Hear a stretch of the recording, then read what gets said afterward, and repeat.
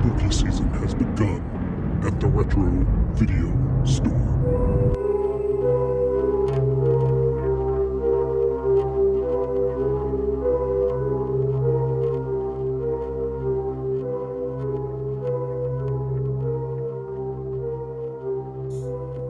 Welcome, everyone, to the Retro Video Store podcast. I'm your host, Eric. Hi, Eric. And that's my co-host, Neil. I'm Neil. And who, on his drive home, made it safely from behind a logging truck to join us here today? I'm Dave, and I'm back. All right, David's back. It's been a while. You know, it's been about a month or so, a couple episodes since you were last on. What is up with you? What is new with David? Well, I'm back, and I don't think I'm going out again. And I'm going to spend the next couple weeks prepping for my shoulder surgery. And I realized since June 4th, I've only had 8 days off. So I'm trying to get caught up on life. And yeah, that's it. Nothing exciting. Yeah. Well, you picked the right time to convalesce because it's spooky season movie-wise, and it's college football and pro football season as well. So yeah, the best time of the year. I'm excited, and I came back, and even though this movie sucked, it wasn't as bad as like the last couple times that I come back and you make me watch some complete shithole. So I'm a little better now. Well, we're watching Deep Red next week, Dario Argento movie. Influential. Just get that surgery done, dude. I'll walk through this without you. Don't even stress it. And after that is The Beyond by Lucio Fulci. It's amazing. Well, think about it. I might be on pain pills, because the surgery is in a couple of weeks, and then I could record while I'm on pain pills and all fucked up. So, all right, see how that goes. It'll be interesting. I would recommend it because the last couple like that, I was a hip deep in bourbon while I was watching it. Mm-hmm. It helped. Yeah, but today we're talking about Eric's not happy that we're dissing his movies and talking about. Oh, you'll diss them when the time comes. But today we're talking about Final Destination, the original one from 2000. And this is a series that I had been wanting to do, but we've just been super busy with other things. And I'm like, well, might as well start it now during spooky season. And we're definitely going to get into that, but let's do what we always do. Dave, what have you watched this week? I got back on Friday night, so I've only watched football and this movie. That's it. I haven't watched anything in weeks. Since the last time we spoke, I really haven't watched anything. And you enjoyed the Cowboys, right? Yeah. Dallas, okay. They won today, so that's good. Yeah. And they paid their quarterback a lot of money as well. Yeah. all to go 7-9 and miss the playoffs. Yeah. Yeah, exactly. Or go 9-7 and get killed in the first round of the playoffs. I was talking to Jamie while she was in her shit talking thread with you, and I said, "Hey, it's been over a quarter century since the Cowboys won a Super Bowl." And I know she threw that in the text. Kids would be, if you were born the year that the Cowboys won a Super Bowl, they would be 28 years old now. Yeah, that's not good. Switching from football, Neil, what did you watch this week? I was like, I didn't know any of this information, and I still think I'm going to live happily not knowing it. So good for me. You're a piece of shit, Neil. Okay. Yes. Yeah. We already knew that. I just don't watch football and basketball. I do watch dodgeball on the Ocho. Occasionally when it's on. Mm-hmm. What did I watch? I went and watched in the theater Beetlejuice. How was it? The hamburger I got was really good. It had cheese, 2 bits of bacon on it. They put some Thousand Island on there and hot sauce. The French fries were really crispy. They were good. I asked for barbecue sauce, not ketchup, because I was living it up. A nice big fountain drink. Dude next to me wouldn't shut up and told him to please be quiet, and he was respectful, didn't start a fight. So yeah, that was the highlight of the movie. Yeah. So how was the movie? Yeah. I got so bored I fell asleep. I have heard similar from friends saying that there's not enough Beetlejuice in it, and they try to cram a bunch of different storylines in it that don't go anywhere. And it's just, not very good. I woke up for the last scene And I was just like, this is really sucks. I probably made it a good 40 minutes in before I just was so bored. And just, they're trying to explain off everything that happened. And, they're doing like little quick whips and things, little quips. And I woke up for the last scene, and that went on way too long. And I get it was supposed to be funny. Like Beetlejuice is singing this song and it's supposed to be epic, but he's got these like really bizarre lyrics for it. And they're flying all over the church and doing shit. And it's like, wow, if only this had been quieter, I could have slept through the whole thing and then just got to jump on a solid 8 hours for the day. But that happened. So sad to hear. Yeah. But I've been super busy because the band I'm in had a huge fundraiser and been spending most of my nights trying to get ready for that. And we did that this weekend. So that was all I really had time to watch. And it was sad. But like the burger was freaking amazing. Mm-hmm. So best part. Eric, what did you watch? I watched a lot of football. And there's a new series on Shutters about best horror movie moments. And this one was all about kaiju, about giant monsters. And it made me want to seek out a movie called Big Man Japan because it looks fucking crazy. So that's on my list to try to watch pretty soon. Big Man Japan. And Shin Ultraman looks pretty good too, which I have not seen yet. Oh, yes. God, I really, really want to see that. Yeah, I freaking love Ultraman. But I did watch the most of Godzilla versus Mechagodzilla. And God damn it, I love that movie. So good. King Caesar is the best. And him and Godzilla, that's just my favorite Godzilla suit. My favorite action. It's probably the one I've seen more than any other. And I love me some King Caesar. I even have a Japanese imported Bandai vinyl King Caesar figure who sits next to Jaguar and Godzilla on my stereo next to the turntable. So, yeah. But Big Man Japan looks pretty crazy, so I want to check that out. Daisato, a second-rate third-generation superhero, annoys his neighbors with the noise and destruction he causes on the job, but heroic public image is the least of his concerns. Besides defending Japan from bizarre monsters, he must deal with an agent seeking to brand him with ads, a superhero grandfather with Alzheimer's, oh, that sounds sweet, and a family embarrassed by his incompetence.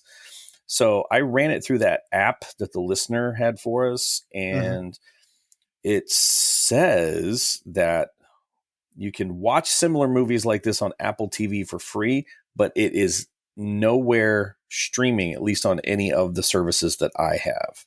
Oh, damn. I'm done for it. But yeah, it looks pretty funny. It looks crazy. So yeah, definitely into that. And then I watched this movie, which I wound up having to rent because I had this on DVD, on Blu-ray, the whole series, and I think I lent it to somebody a few years ago and they never gave it back. So I had to order it again. So the full 5 series will be coming to my house tomorrow through Amazon because, I was mad that I had to pay $3.99 to rent this movie. Oh, my wife was really pissed off after that we had to do that. It was like, why can't Eric pick a good fucking movie if we've got to pay for it? Well, this movie is fun if you want to see stupid people die. And which was the best part was the dumb people. Mm-hmm. But I kept using a word you're not supposed to use over and over again every time they did something. Well, let's get into it. Let's get into Final Destination from 2000. Can I ask a question? Yes. Neil, you said we had a listener and they recommended something? What happened while I was gone? Dude, it's an app. And the app is called Just Watch. I don't know if it'll focus on it. Sure. It's called Just Watch. It's got like a yellow triangle made up of other triangles on it. And you can pop into it what streaming services you have. So if you're looking for a movie, it'll tell you if it's available for you. Just Watch. It's great, man. I have been looking up movies on it. It's good. Speaking of fan mail, we did get another fan mail last week. Listener Eugene made some suggestions, and this week listener Ryan made some suggestions. He says, first off, I saw a baby on board sticker Neil would appreciate. It was a picture of a baby with substantial financial burden on board underneath. We thought you would appreciate Yes. There we go. Okay, and That's then good. I like it. 2 suggestions, both on Tubi. One is horror comedy, the other one is for Turkey Month. He recommended Mac and Me for Turkey Month, which seems to be my wife we're going wants to have that. to watch that one because your wife has recommended it, and then listener Ryan has recommended that one. So, and also he recommended Cemetery Man, which is known as Dell'amore della Morte in Italian, which is a Italian horror movie about a guy who falls in love with an undead person in a cemetery. And it's a pretty good one. I haven't seen it in a long, long time, but he recommended that as well. So thank you, listener Ryan. We appreciate that. That's got Rupert Everett, right? Back when he was like trying to do his whole like swab sexy bit. Yeah. So Mac and Me is coming up in Turkey Month. Oh my God. Hey, you know what? At least you won't get cussed at my house when we watch that movie. I'm like, honey, Eric threw it in just for you. There will be peace in my household. Yes, there'll be peace in my household. Does she want to join us for that one? She could join us for that one if she wanted to. Oof. If you want to get cussed when you start to shit on that movie. So she genuinely likes it? Wow. She genuinely liked it. I think it's more of a fond childhood memory just because it's so silly. I think a lot of people did watch it when they were kids and still enjoy it. So, yeah, but I think so far Turkey Month is lining up to be Showgirls, Mac and Me, and Battlefield Earth. I think are the 3 that are they're all so diametrically opposed. It's like the Bermuda Triangle of shit. They're all so far apart. Probably what we're going to watch. Jesus. So yeah, I know. I'd forgotten. I'd even looked at the list, and just hearing you say it kind of makes it real. I'll have to figure out what order, but yeah. It doesn't matter. Choose your destroyer. So, well, let's get started with Final Destination. Do you want to hit us with the Internet Movie Database tagline? After getting a premonition about a plane crash on his school trip, Alex, a student, saves a few of his classmates. However, their situation gets complicated when death starts chasing them. When he gets a sweaty premonition. This kid just doesn't get premonitions. This kid has a full-on cardiovascular event when he sees the future. A sweaty, opened mouth premonition. His mouth never closes. With his bottom teeth were always out. And look at even the cover of the movie. His mouth's open. That fucking bugs me. That bugged me. Do you ever just want to like reach over and just like tap the bottom of his chin during the movie? It's okay. It's going to be all right. Yeah. Yeah. It's like when you have a relative that chews with their mouth open and you just lean over and go, boop. Yeah. Whatever happened to Devon Sawa? He was a thing for a little bit, just a moment. He was in that movie Idle Hands, which is actually not a bad movie. That's kind of entertaining. He's age 46. He's looking a little older right now. He was young. He was in the Casper movie. And then he was in SLC Punk. That was the plus, because my wife was like, oh, he was the voice of Casper, because she likes that movie too. Yeah. Then he, Idle Hands, Final Destination, a movie called The Guilty, a movie called Slackers, then Extreme Ops. Then all of a sudden it started getting kind of grim. The Exorcism of Marley Hartley. And then last thing, he was in a movie called You Are the People, Gasoline Alley, and then he's been in a lot of television. So, Devon Sawa. I do remember Idle Hands is actually kind of funny. That would be one we would probably do. But going back to the movie, it was directed by James Wong. And James Wong and Glenn... Wait, because there was nothing right about this movie. Two Wongs that make right. James Wong and Glenn Morgan were writers and producers on The X-Files.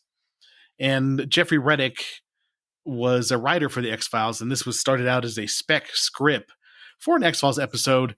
And it got bought up as a movie idea, and they fleshed it out. James Wong and Glenn Morgan made the movie into a script.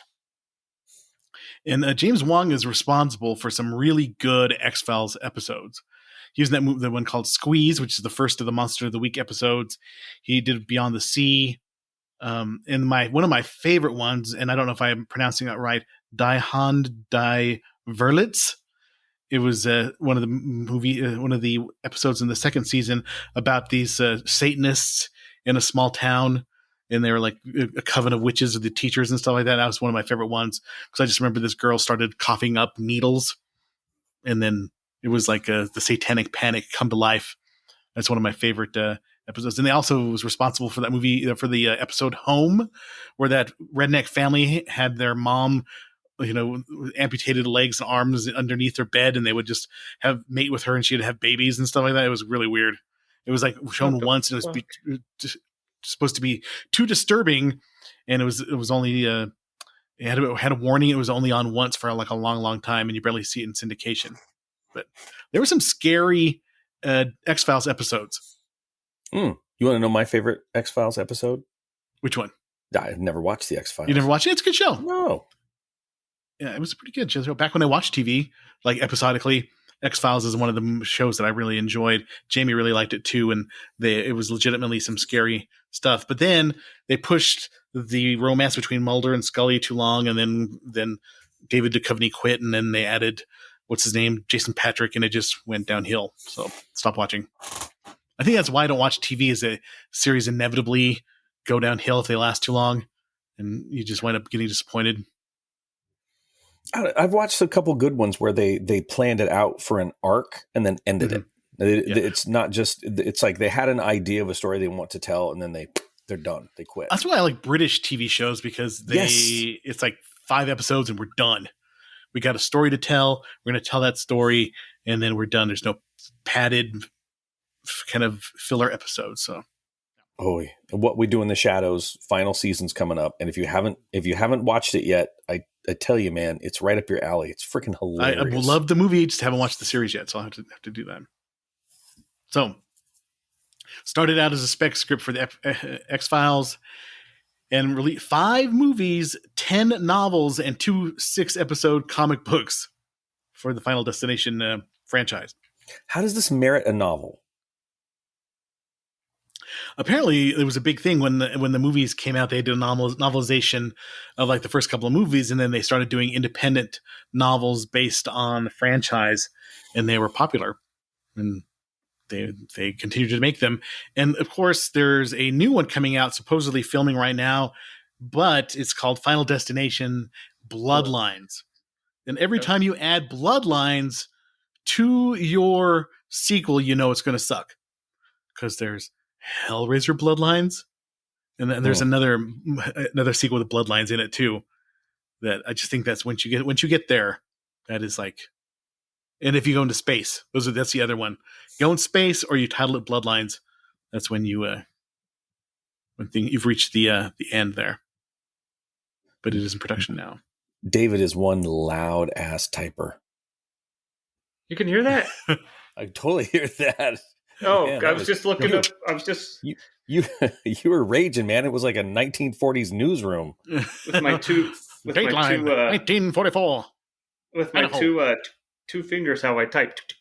Well, I just looked up anything with the word bloodline in it, or a title. So there's Wrong Turn 5 Bloodlines. Proves my point. Yeah, Pet Cemetery Bloodlines. So proves. There we go. Yeah, Hellraiser Bloodlines. Yeah, let me look here. Final Destination. We got that one. Wrong Turn, Pet Cemetery, Hellraiser. Yep. You said it. Day of the Dead Bloodline came in 2017. Oh my god. Tremors 5 Bloodlines. Holy shit. Friday the 13th Vengeance 2 Bloodlines 2022. That's probably a fan film. Yeah, Wrongful Death 2 Bloodlines. Oh yeah, the vampire. Yeah, there's a bunch I think once you get that title, you're out of ideas. You've given up. It's like wearing sweatpants in public. You've just given up on life. Exactly. Not just sweatpants, Cookie Monster sweatpants at Walmart, or like or the wife beater, and some sort of like sweatpants, like SpongeBob sweatpants for guys, Cookie Monster sweatpants for girls, and you got your ankle monitor bracelet on, and you're open carrying at the same time at Walmart. That's the level of Bloodlines, I think. Yeah. So, David, were you working in the theaters when this movie came out? What do you remember of this movie? I was working in the movie theaters. I remember watching this one. Yeah, this is one of the midnight previews that I did. And we sneak beer into the theater at midnight and watch it. It was fun. Neil, what is your first time watching this movie? Oh, video. Video. Yeah, Same here. Got this one in video because Sammy and I. We probably hadn't been married for a year at that point, so there was no going out to the theaters. It was all hand to mouth, beans and rice living back then. So it was probably a rental. I remember renting this DVD at Hastings, and it was probably 2003 because I hadn't seen it yet, but we were getting ready to move to Albuquerque, and it just sat on the coffee table for like 2 weeks, and I kept forgetting to bring it back to Hastings, and we were about to move, so I had to go back to Hastings, pay off the late fee, and then so I actually never watched it when we had it. And then I remember watching it later. I think it was on HBO or a cable channel, and watching it for the first time. So I never saw it originally.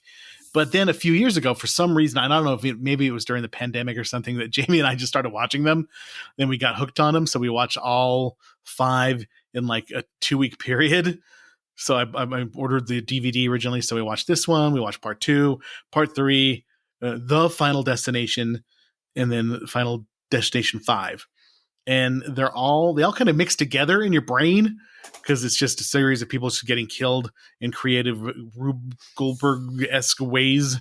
And this one is not the best. I won't say it's the best in the series, and it's the most tame when it comes to the kills. Things just get crazier as the further along you get into the series. But it's entertaining. I'll say it's entertaining. Devon Sawa with his open mouth, and yeah, but it's definitely got that 2000s look. It's hard to believe it's 24 years old, because we do a lot of horror movies from the 80s and the 70s and a few in the 90s, and it doesn't feel that old to me. But when you watch this one, you're like, shit, this is 24 years old. And it makes you feel older, in my opinion. Well, and it definitely has that like 2000s cast. Everybody that was in that span of movies at that time that was big. Yeah, you know with Ali Larter and Devon Sawa. And I did enjoy me some Ali Larter, though. She was pretty cute. Trying to do my Ali Larter impression. Hold on. But her top teeth are showing. Yeah, his bottom teeth, her top teeth. Perfect match. So, yes. Do you want to hit us with a critical consensus? It's pretty brutal. You'll enjoy it. Oh, no, I've read through that already. It's highly entertaining. All right, Rotten Tomatoes. 36% of critics gave the film a positive write-up. I like instead of saying all the negatives, are like 36% of our reviews were positive. Based on 97 reviews with an average rating of 4.9 out of 10. The site's critic consensus states, despite a panel of X-Files alums at the helm and a promising premise, flighty performances and poor execution keep Final Destination from ever taking off. On Metacritic, the film has a weighted average score of 39 out of 100 on reviews from 28 critics, indicating generally unfavorable reviews. On June 14th, 2010, Nick Hyman of Metacritic included Final Destination on the website's editorial 15 movies the critics got wrong.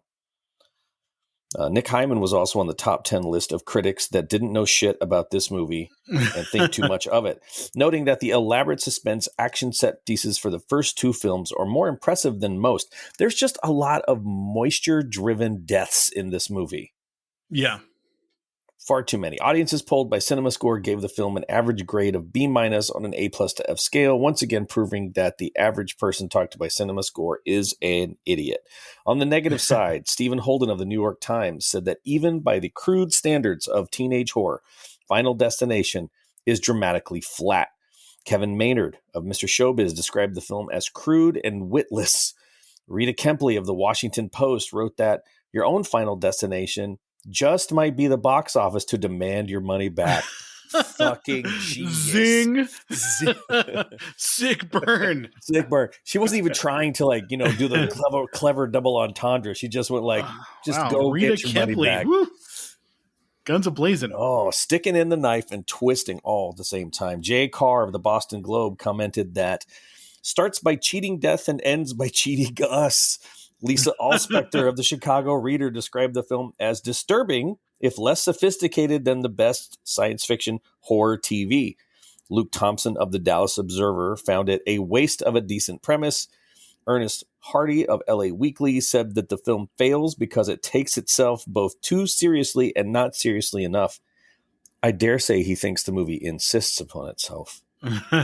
Barbara Schulgasser of the Chicago Tribune said that it met the low standards of a mediocre TV movie.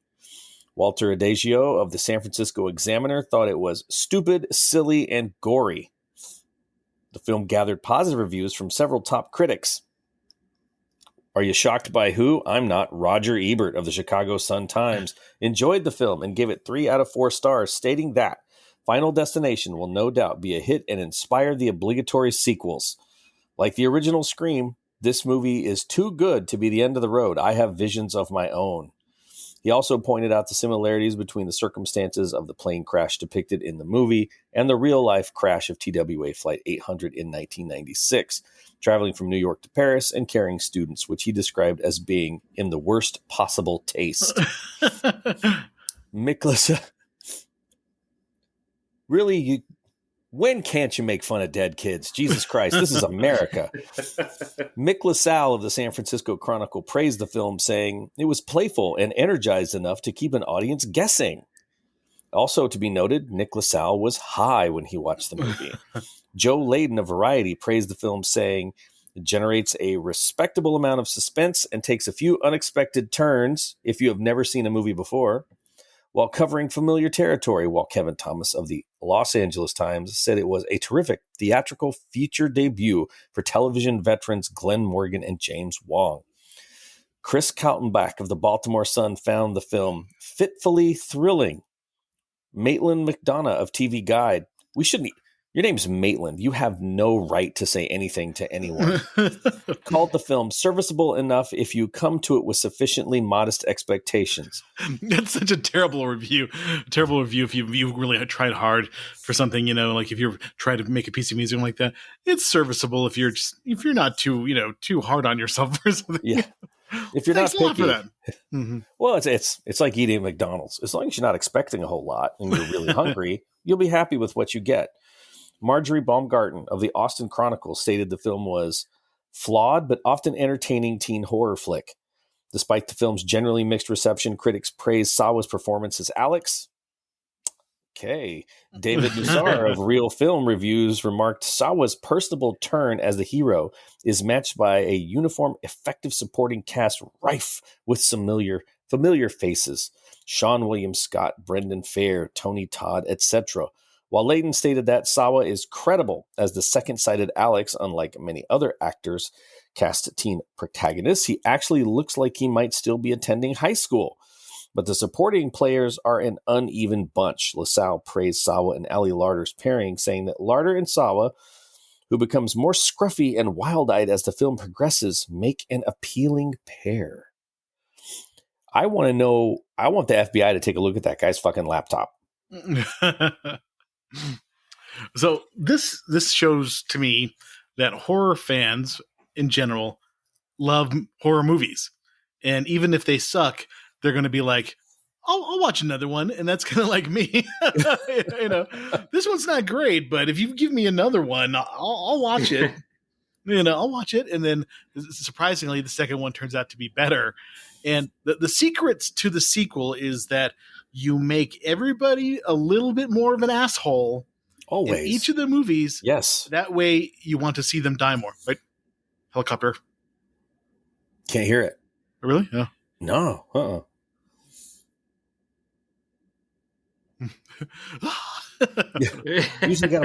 Usually we gotta worry about the ghetto bird at my house. I like that you got it now. It's from Fort Carson. Always doing stuff at night. So yeah, but yeah, this is I'm very, very, very forgiving for a horror movie's rating. If you show me a drama or like an action movie and it sucks, I'm like, I'm never watching this shit again. It's terrible. But if you give me a horror movie, I'll be like, yeah, all right. Let's make another one. I'll watch it. You really like seeing stupid people die, and that is the appeal of this movie series. Yes, well, okay, but that is what drives a movie like this, because if you're driving down the street and there's a turn lane, but some jackass stops, puts on his turn signal, and doesn't get over. When you drive by, I don't care who you are, no matter anybody says that they've never done it, you just look over and you're like, I just want to see something painful happen to you. Yeah, everybody has got this, that looky-loo, yeah, this fulfills Gawker thing going on. that need. Like, Yeah. that guy needs to fucking die. I can't wait to see a dumbass die today. And then thank God we had this movie, because everybody in this movie was so special, and not in the special way that mothers find their children, but in the special way that never mind. I'm going to say shit I shouldn't say.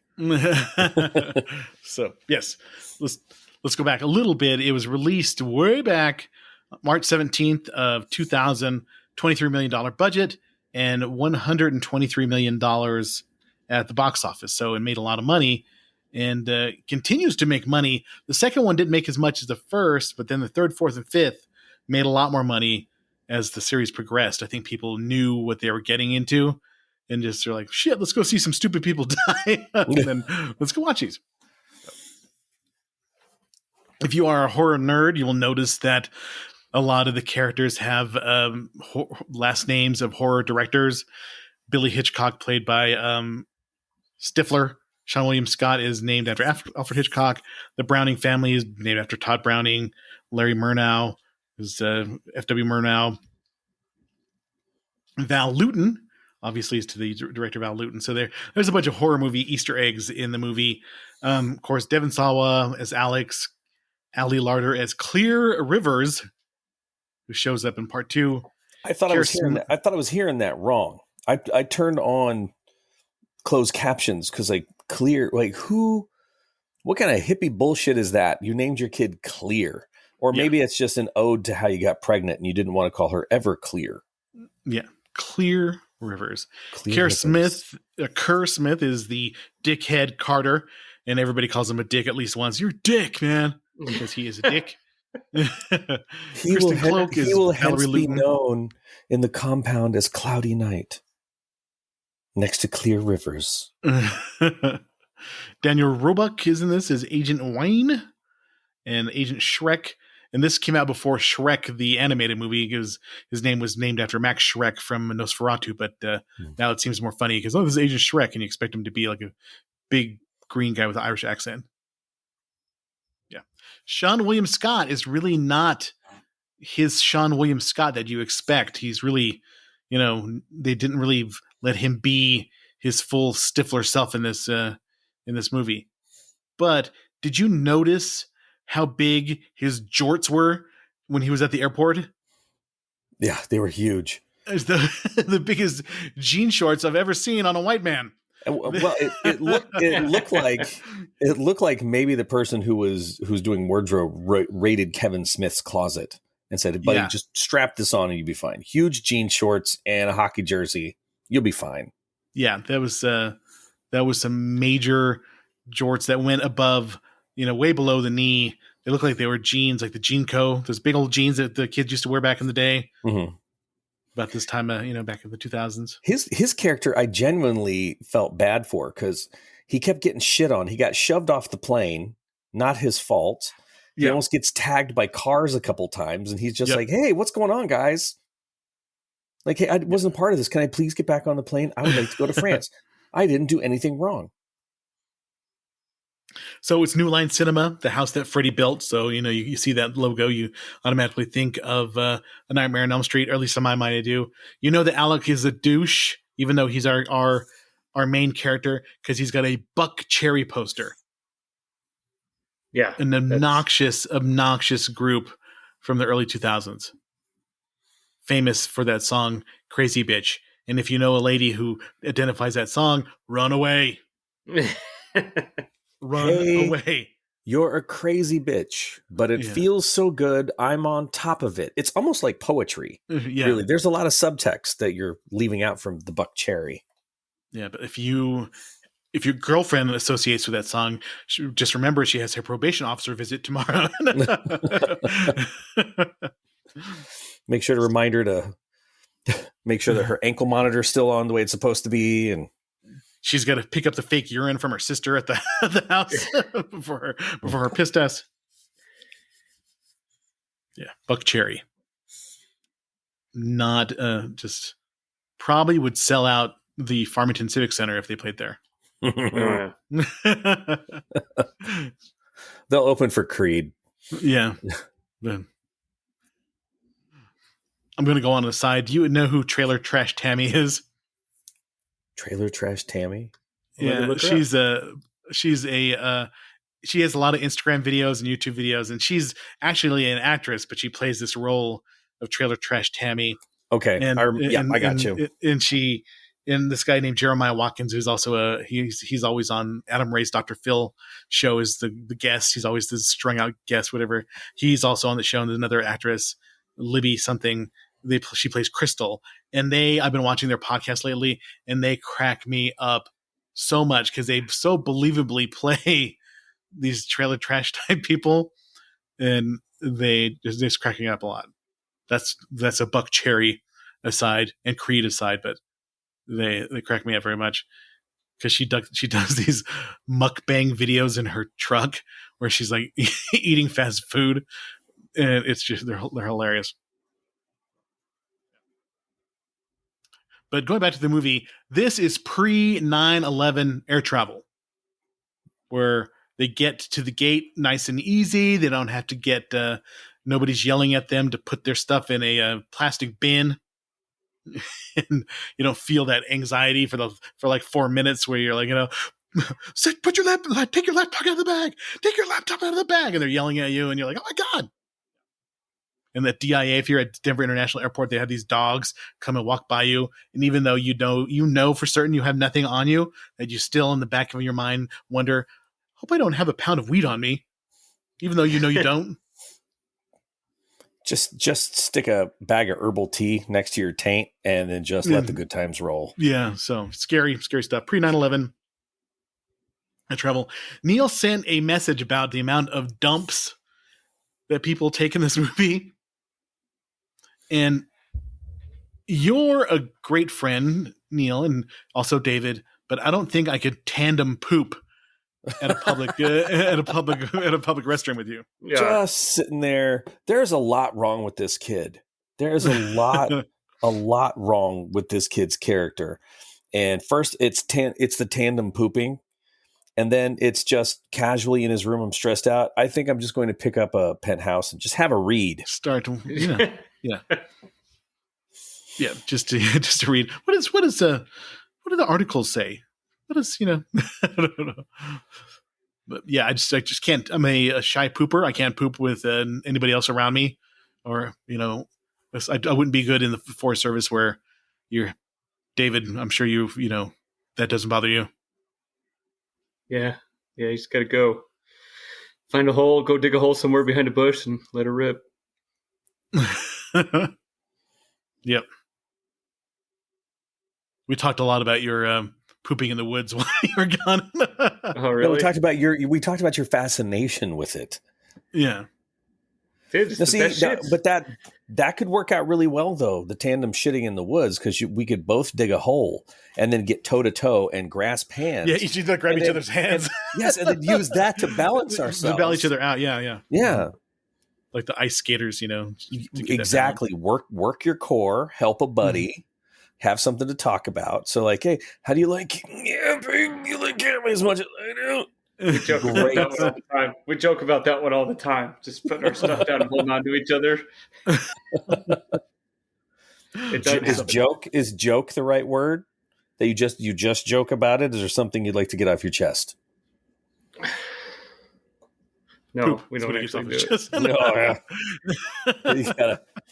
You gotta pay extra for that. I don't see David spending that kind of money. Hot Carl, yeah. Anyway, so this part of the movie establishes the formula, the fake out formula, because every movie starts with the premonition of the disaster that's going to happen. And they do them in a very fun way where, of course, Alex gets on the plane and then he sees everything happen in his mind, and everybody's getting sucked out of the plane, and people catch on fire, and the plane, there's turbulence and all that kind of stuff. And then you realize it's not really happening, but then he freaks out and tells everybody that's going to happen. And as per formula, a few people randomly follow him off the plane or off the roller coaster or off the highway or at the NASCAR event or off the bridge, all those kind of scenarios those in all 5 movies, there's a reason for everybody to go, oh my God, I'm going to follow you, or you asshole, how come you made me leave with you, or whatever. So that's what happens. So that establishes your cast of victims for the rest of the movie, and the assholes that will get killed as the movie goes on. So here we have his friend, the one that his tandem poops with. You got Carter and his girlfriend Jerry. You got Clear Rivers. You got the teacher. So you got your group of random victims that follow him off the plane. And then everybody's freaked out because they treat him like he's a freak at the funeral because they think he's a clairvoyant. And Sean William Scott character is like, oh, can you tell me the future? And like douchebag Carter says, you can't control my life. And Clear Rivers is like, oh, you saved me. And the other lady's scared of him. So you kind of get that always the post accident interaction between everybody. Yeah, you scare the shit out of me. Honestly, no one said like, hey, dude, thanks for getting all sweaty and freaking out. It almost makes it worthwhile having to drop that one right next to you. By the way, eat some fiber. Hey, I got to go home. Mm-hmm. Thanks for seeing how death's going to try to come for me this time. Appreciate you. So at the funeral, Carter's an asshole, and you just want him to die first. But it's his friend Todd, who his brother is also on the plane. Todd gets off the plane, and he's just kind of your typical, almost frat bro-ish douchebag, even though they're not in college yet. And he winds up, there's blue water coming from the toilet, so they must have one of those toilet cleaner things attached to it. And then he slips in the shower and accidentally hangs himself on the stupid clothesline thing, which I've never seen anywhere. Really? In my life, yeah. You've never seen those? No. It must be a thing out here because whenever we've gone to like little B&Bs or like hotels along the coast, I run into those all the damn time. But can we just talk about how that kid looks like maybe Christian Bale's illegitimate kid? A little bit, yes. He's got the hair. A little bit. And that kid had the shittiest death. Yeah. It took forever. And at no point did he think to throw his fucking leg over the side of the tub. Yeah, stand up. Well, I mean, he was slipping, but if you're slipping, right, yeah, you just throw that leg over, take some of the tension off. But no, he deserved to go. I was honestly, I was hoping, I'm like, I remembered how he died, but I'm like, man, with those nose scissors, come on, maybe this is a re-release and we get to see something fucking, let's just go with those nose scissors. Because I don't know about you, I am an older man. I'm in there deep with the scissors, and don't you? I get worried, and I know the little trimmer instead. It just goes in there. The little electric one. Yep. It just sounds like a weed whacker gone wrong. Mm-hmm. Was that Dave? I kept waiting for him in the bathtub to like put your foot up where the little soap thing is on the side, to like just put it up and push yourself up and hold there for a second and then start. Like. I want to, well, maybe he was, I don't know, maybe he's got like some homunculus action going on, but I mean, I have never been in a bathtub where I didn't have to, where everyone's like, oh, let's have a nice relaxing soak in the tub. Dude, it's like, okay, I got freezing cold knees and I'm freezing cold from the ribs up because I don't fit in like an average bathtub like that. Yeah, I'm not a bath taker. I don't like baths either. Showers all the way. Yeah, well, I think there's more you can get done in a shower. Mm-hmm. So once again, this is when I first started noticing that Alex's mouth is always open because he runs to Todd's house and he's standing out in the middle of the street and his mouth is just agape. And Todd's.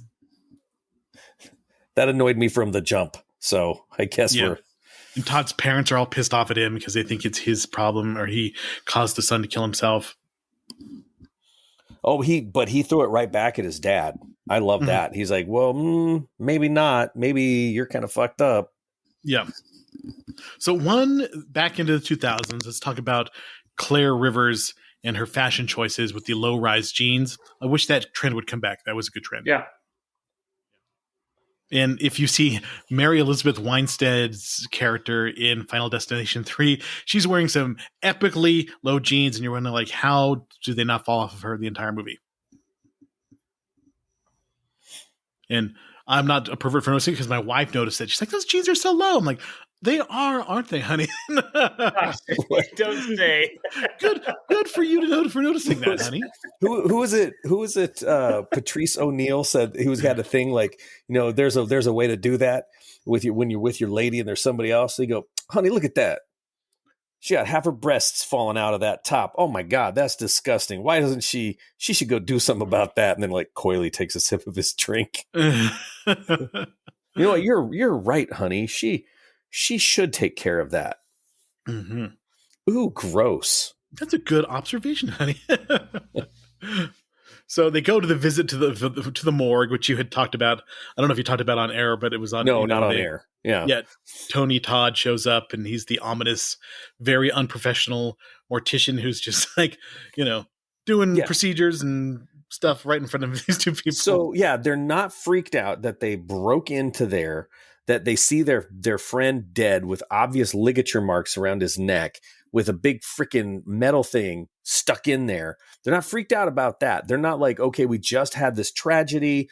All of our fucking friends are dead. We're staring at our friend. He died violently. That's horrible. You know what freaks him out? When the big black man walks in the room. That's what freaks him out. It's some racist shit. And they pull the thing out of his Candyman, by the way. They pull the thing out of his neck. They're a little bit like, but they're not bad. But then when he just is like, hey, I'll see you later. And they're like, oh, ooh. And then boom, they're gone. Racist. I call it racist right there. You dub the racist. And dub them racist. Boom. I did enjoy the girl getting hit by the bus. That was kind of a fun, fun scene. And apparently that so many people screamed and were laughing in the theater that they had to insert a 40-second like nonsense scene when they show Alex and then Clear Rivers both having Alka-Seltzer that lasted 40 seconds because they couldn't get to the next scene and with exposition because so many people were screaming and laughing at that one that it covered up the exposition that they were trying to give out because it was such a shock. I just want to know where Alka-Seltzer works its way into that. Yeah. Like Alka-Seltzer, I've had it with hangovers. I've had it with colds, but I've never had it with like obscene depression. What a relief it is. Well, it reminds me of when I saw There's Something About Mary for the first time, when the hair gel scene and when you see Cameron Diaz in the restaurant and her hair's up, everybody fucking laughed. I mean, the whole theater was laughing for at least a minute, and you could not hear any of the dialogue after that. It was just so funny. That's the only time I remember something happening in a movie that just affected the rest of the next scene so much because everybody was laughing so much. And this one was screaming, but it was fun to see her get smacked by the bus. It's one of those things in cinema that I don't think ever gets overused. Mm-hmm. Whether it be a big shark or a bus just coming out of freaking nowhere. And the fact that no one heard the bus, because buses, as we all know, run silently, but just someone just getting just sidelined by that bus. Like Samuel Jackson getting taken out by the shark. Just someone's monologuing, then boom, you're gone. Out of nowhere, yeah. And of course, the teacher, Val Luton, she gets killed in a very, very, I mean, talk about like stretching, the probability of getting killed out. She throws hot water away for no reason. Why do they explain that? Why she had hot water in a cup and she's like, she throws it away. And then she puts ice in there with cold, and vodka. So that cracks the mug and she's dripping vodka all over the floor, which she doesn't notice. He doesn't notice. Yeah. And it drips on top of her computer and it shorts out the computer. The monitor explodes and she gets a shard of glass in her neck. And the vodka is so flammable. She must be, drinking like a over 100 proof vodka for it to get to catch into flames like that. And then she slips in the water that she spilled earlier, and then she pulls the knife. That was come on, the butcher block of knives. It was so good. Stabs her in the chest. It was so good. You know what would have made scenes like that even better was the Benny Hill music. Yeah, because that's what it is. It's just like what more fucked up thing can happen? And the writers are like, "Ooh, I've got something for you." I can hear him typing like Dave with his two fingers. She's gonna catch the whole butcher block in her chest. And they don't really do as many like fake outs because that becomes a staple in the next movie, especially when the kid's at the dentist and you think, the water tank's going to short, and the stupid fake fish falls in his mouth, and all this kind of stuff happens. You think he's going to die in the dentist's office, but then he goes outside and gets smashed by a big pane of glass that's coming down from a construction site. So they spent like 10 minutes of just like, oh, he's going to die. Oh, he's going to die. But nothing ever happens. Where this one, they didn't really rely on that trope that much, but I do love that one because it was just so absurd. That all that stuff would happen. And then, of course, like a dumbass, Alex picks up the knife in his hand and then he drops it. And now he's a suspect, except for the house explodes. And they were able to recover the knife and get fingerprints off it and all that stuff. For someone who can remain so calm, looking at his friend dead, seeing all of this stuff, that he just didn't think, you know what? I'm throwing that right in the fire. Mm-hmm. I'm going to deal with that. So now Alex can kind of figure out that he can change the order of deaths, or he has a theory. So they get in the car with Clear and what's his name?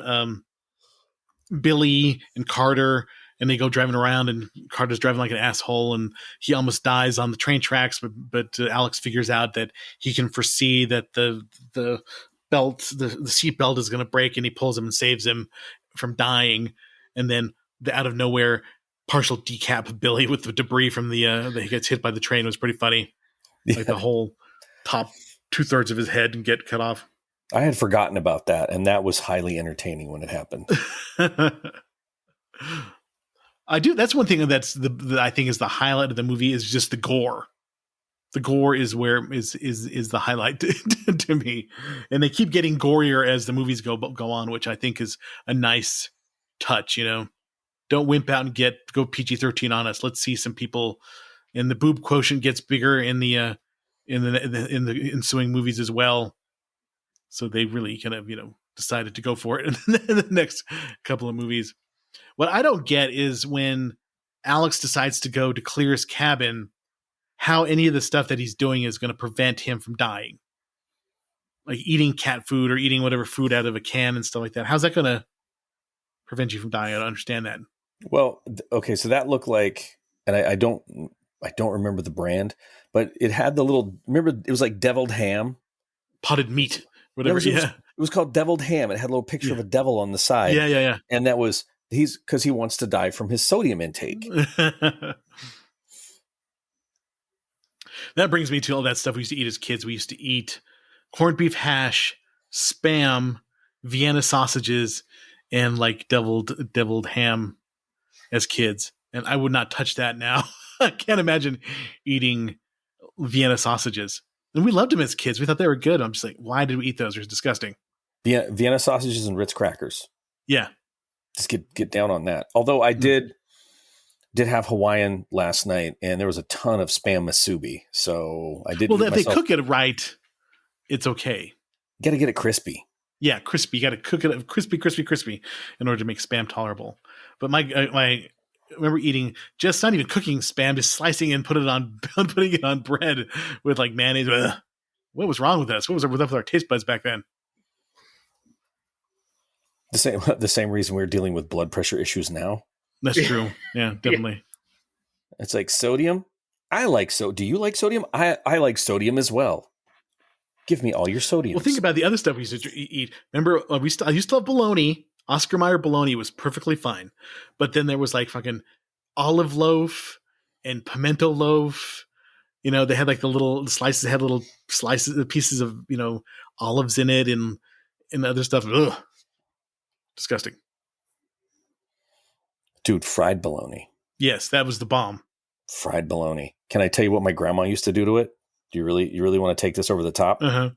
So my grandma wouldn't. Well, okay, I mean, I haven't seen bologna in a deli in a long time, like the big tube of it.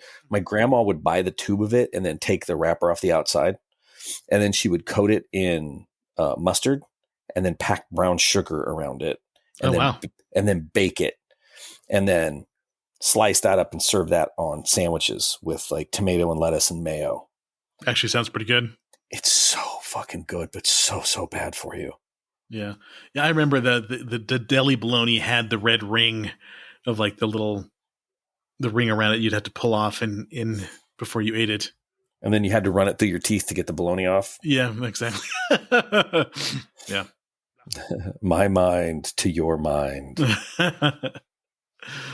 So the last the last part of the movie just drives me nuts because Alex figures he can save Clear because Clear is the next person in line, and that whole extended power lines, jumping all over the place, and her making the stupidest decisions ever, getting in her car and backing through the garage door without opening the garage, and then he's gonna save her, and he technically dies but is brought back by the paramedics, and then boom, we're in Paris and everything's good except for he's like, hey, I'm still the next one to die, and then Carter saves him and he gets hit, and then Are we just going to let go of the fact that electrical wire had a mind of its own? yeah, that was death. It like stood up and tap danced, and it was like it was like juking the guy. He would try to go like that, and it was going back and forth with him. It was nuts. Yeah, in this one, the I don't remember, and I could be wrong.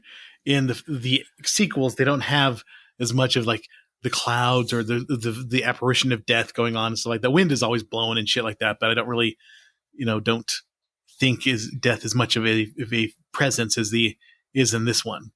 I think they lightened up on those in the other movies. Right now, unofficially, Final Destination 3 is my favorite because it's the one with the dumbest people, the meanest people, and it's also got Mary Elizabeth Winstead, who is acting her ass off in more ways than one. Believable, giving a heartfelt performance in a shitty movie. 3 is my favorite. 2 is the most memorable to me because it's the one with the logs on the truck. Yep. Then number 1. Wait, 3 is that the one where she dies inside the tanning bed? Those the 2 girls die in tanning beds. Yeah. Okay. The 2 vapid girls die in tanning beds in part 3. All right, so I know which one we're talking about now. I'm feeling better about myself. And 3's got the girl who gets killed with the nail gun. She slips back and the nail gun hits her and like shoots nails to her head and her hand. That's a good one. Yeah. Final Destination. This one's not too bad. You got to check it out. And I included a list of the best horror movies of the 2000s from Entertainment Weekly. And quite a few are pretty good. There's some that I actually haven't seen yet. And I feel like there's some that we should probably do. The Let the Right One In is their number 1, which is an amazing movie. Super, super good. They did an American remake, which is not so good, with Chloe Moretz, which was Let Me In. Trick or Treat, that's the one you see with it's like the anthology movie. It's not too bad. American Psycho, it's a good one. Classic. Shaun of the Dead, total classic. That's 20 years old this year. Good. Really? God. Came out in 2004. Oh, shit. I did see in 2 days from now at Cinemark, we're going to show Friday the 13th, part 4 for its anniversary, this 40th anniversary this year. I kind of want to see it. It's going to be on the 10th and the 15th at Cinemark. I kind of want to see it. Just for shits and giggles. Bum, bum, bum, bum. Mm-hmm. Drag Me to Hell is number 6. Enjoy that one. It's a good one. Nice, mean-spirited Sam Raimi movie with the goat. Jennifer's Body, not too bad. It's all right. Paranormal Activity, the original one, it's pretty good. The Descent is pretty good. House of the Devil, it's a nice slow burn movie. T.I. West directed that one. The Devil's Backbone, that's a good one. The Others, it's okay. May, I have not seen. 28 Days Later, pretty damn good. Wreck, which is a really good found footage zombie movie. The Curse, Pulse, so we're getting some J-horror. The Tale of Two Sisters, I saw a preview of a part of that on the Scariest Movie Moments. It looks really good. South Korean movie. I'll have to check that one out. Hostel, the first one, that's pretty good. Martyrs, I hear things about it, but it looks just too extreme for me. It's a part of that French New Extremity movement that came out during that time. It just doesn't sound like, hey, let's go watch Martyrs. I'll probably skip that one. Inside, I have not seen that one. Behind the Mask, The Rise of Leslie Vernon, I have not seen that one, but I've been hearing a lot about it lately. It's like a mockumentary where they follow this serial killer around. Slither, pretty good. Frailty, really good.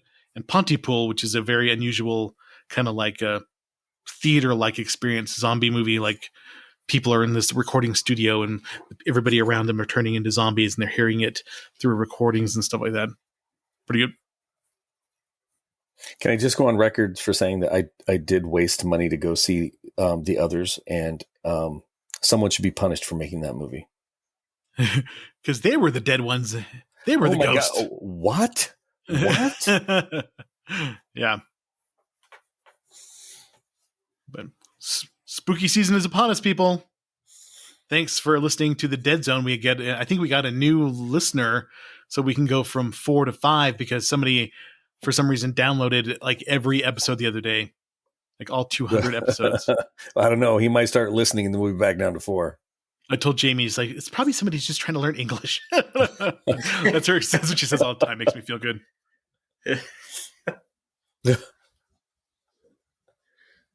Which is, nobody needs to talk like me. Well, you know what? We need to have, I think in the podcast, we need to have Jamie's corner. We'll just do like a little section of notes for all the mean shit Jamie says to you and just go through it. Mm-hmm. We could have that, and then what the little voices in David's head say, and then I can write down all the things my wife says about you when we watch the movies you pick. I did something mean yesterday. One of the cats puked, and I sort of ignored it. I honestly actually didn't see it. Then I saw it, and then Jamie said, "Oh, there's cat puke." So I wait for her to get on her hands and knees, and she's cleaning cat puke, and go, "Hey, honey, can you get me some Reese's, some peanut butter cups?" And she looked at me, she's like, "You dick." Oh, yeah, married life. But the sweetest thing about her is that she did get them as soon as she was done cleaning up the cat puke. So tolerant lady. Yeah, a lot more inappropriate jokes came to mind as soon as you said that, but I'm not going to do it. But next week we're going to go Italian style. That look on your face just fucking scared me. As soon as you started thinking about it, as soon as you started talking about Italian horror movies, your whole demeanor changed. This one is it's really, really good. I kind of feel you're going to hate it, but I really enjoy it. It is called Deep Red. It's one of the movies probably the movie that put Dario Argento on the map because it was before Suspiria. A lot of slasher movies from the 80s steal from it. And it's just about this. It's a murder mystery. And of course, in Dario Argento's murder mysteries, it's always like a guy who's a reporter visiting an area. He witnesses a murder and he has to figure it out. And there's a lot of bloody deaths and weird things going on. A very red color palette. Some stuff Saw steals from this movie. And it's just a freaky movie. It's worth checking out. Neil keeps giving me the thumbs down emoji on his chat screen, but I really enjoy it. It is on Tubi. Deep Red, also known as Profondo Rosso, or the Hatchet Murders in the United States. So, Dario Argento flick. I really like it. It's a nice giallo movie. The Black Glove Killer. I want to buy some of those gloves that have the zipper, because I always wanted to have my killer, giallo gloves. Pretty cool. But is there a point of view in this? Is there POV? Yes. God damn you. Yeah. There's got a really good score by Goblin too, so it's got that driving score by I wouldn't call necessarily driving, but okay. Claudio Simonetti and Goblin. They played in Estes Park last Halloween. I kind of wanted to go see them. They're going to play the full score of Deep Red and then play some stuff from Dawn of the Dead and Suspiria. I have this album on the soundtrack on vinyl. Never mind. Why am I spoiling it, everybody? We'll talk about it next week. You're not spoiling it. Just get it out now while we still have listener numbers. Deep Red, it just dropped off. Well, how the hell did that happen? So if you want to talk to us on our socials, we'll read your email on the air. RVSpodcast222 on RVSpodcast222 at gmail.com. We are on the threads. We're on Instagram. We are on Facebook. And if you want to contribute to the cause, go to buymeacoffee.com. Look for the Retro Video Store. And David, what do you have to say? Will you be here with us next week? I should be. I'm planning on it. All Now right. that we're watching Deep Red, I'll be there. All right. Neil, any last words before we stop? I've started looking up stuff about Deep Red, and I'm already so sorrowful. Sorrowful. It's a masterpiece. So, all right. Thanks, everybody. Everybody have a good week until next week, and then enjoy the fucking misery with us. Goodbye. This is where you talk, Dave. There we go. Say goodbye. Thank you for listening to the Retro Video Store Podcast.